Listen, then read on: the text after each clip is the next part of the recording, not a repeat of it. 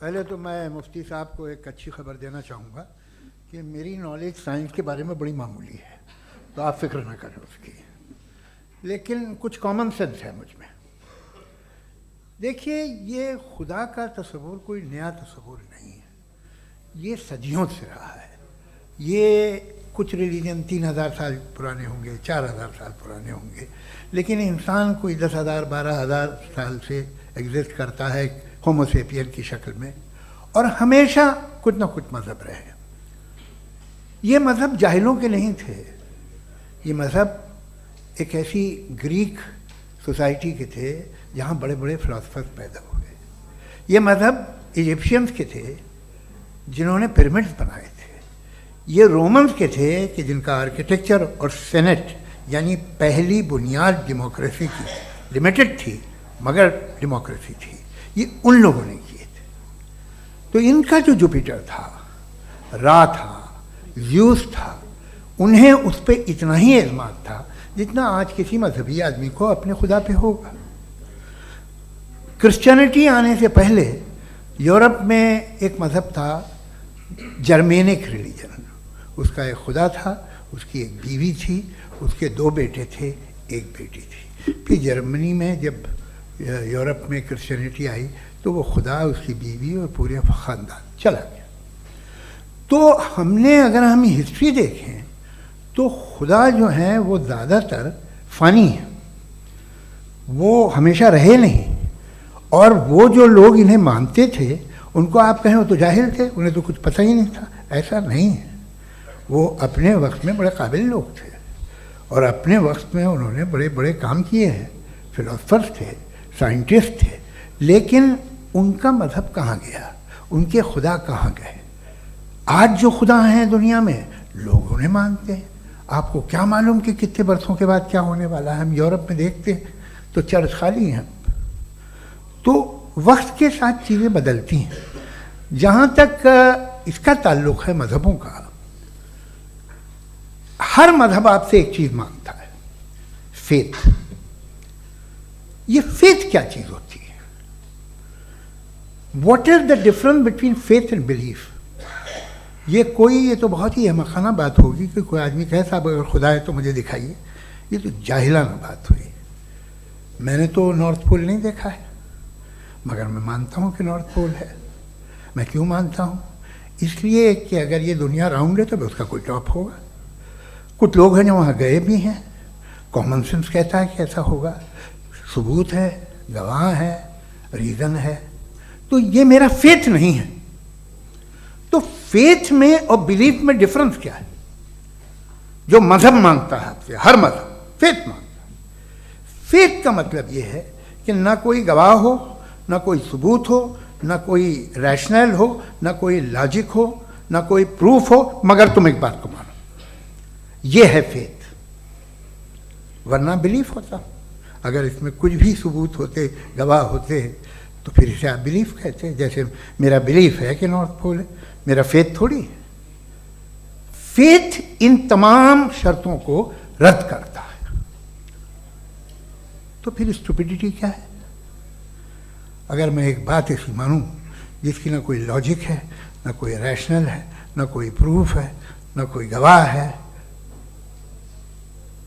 ना कोई सबूत है, और मैं उसे मानूं, तो ये स्टुपिडिटी हुई। इसे ही भाई कल को मैं यकीन कर लूँ कि एलॉन मस्क जो है मेरा भाई है, तो मुझे इंतहाई खुशी होगी, सुकून भी बहुत मिलेगा मुझे। लेकिन और कहे भाई क्यों मानते हो, क्या सबूत है? भाई वो तो अमेरिकन है और तुम तो इंडियन हो, वो तो नस्ल अलग है, तुम्हें कभी मिले भी नहीं। साहब देखिए, मेरा फेथ है, इस पर बात न किया। फेथ का मतलब ही यह है कि आप प्रूव नहीं कर सकते।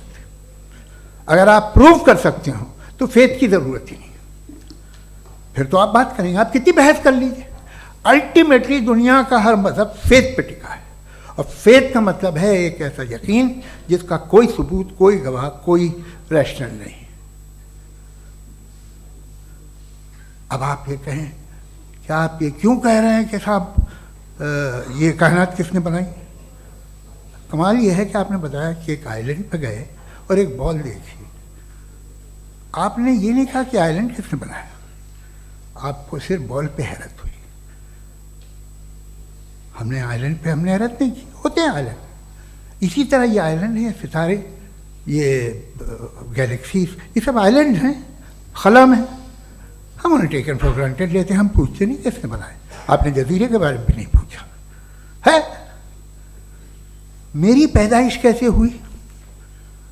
क्या मैं प्लान्ड पैदा हुआ था?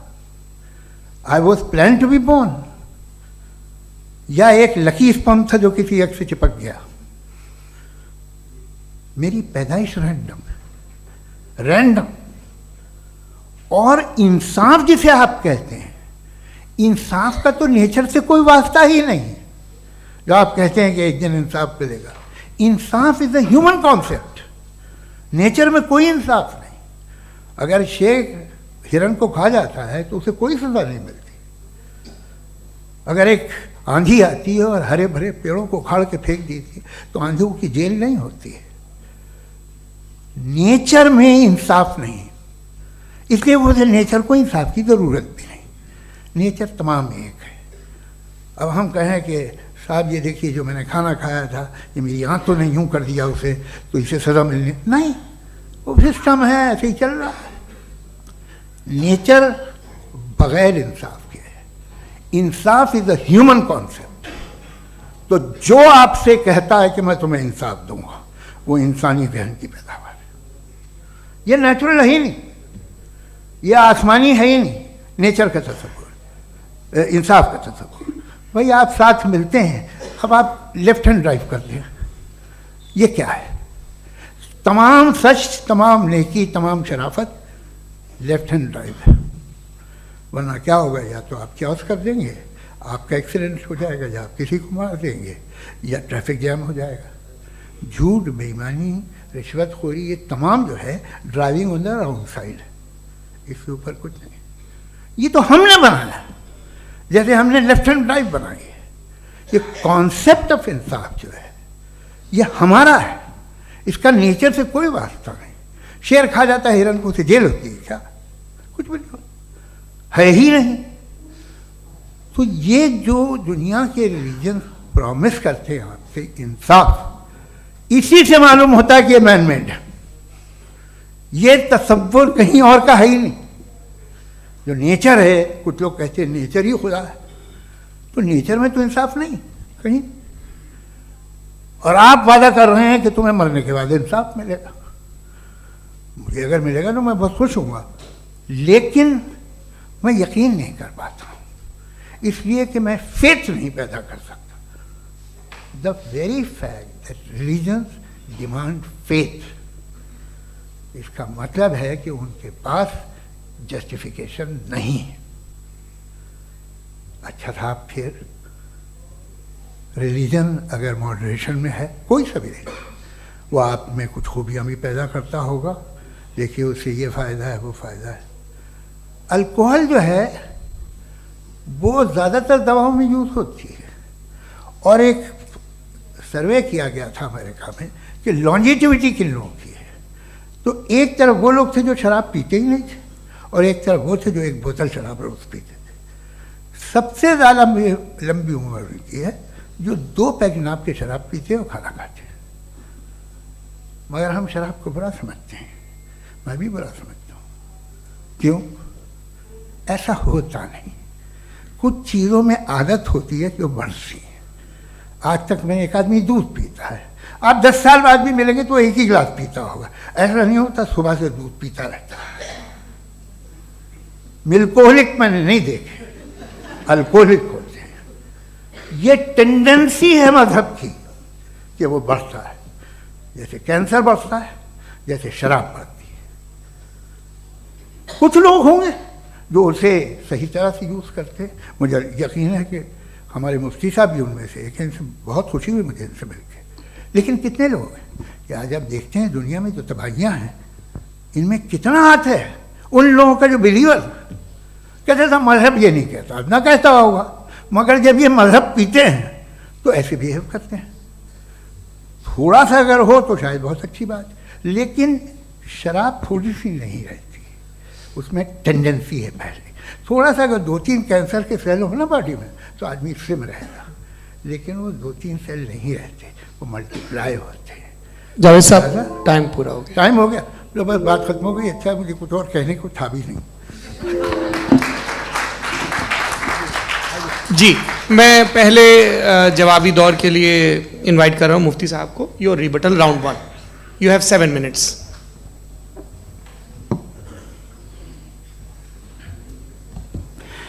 Thank you very much Javed साहब, आपकी बात को सुनकर बड़े महजूज हुए हम लोग। महजूज, डू यू अंडरस्टैंड?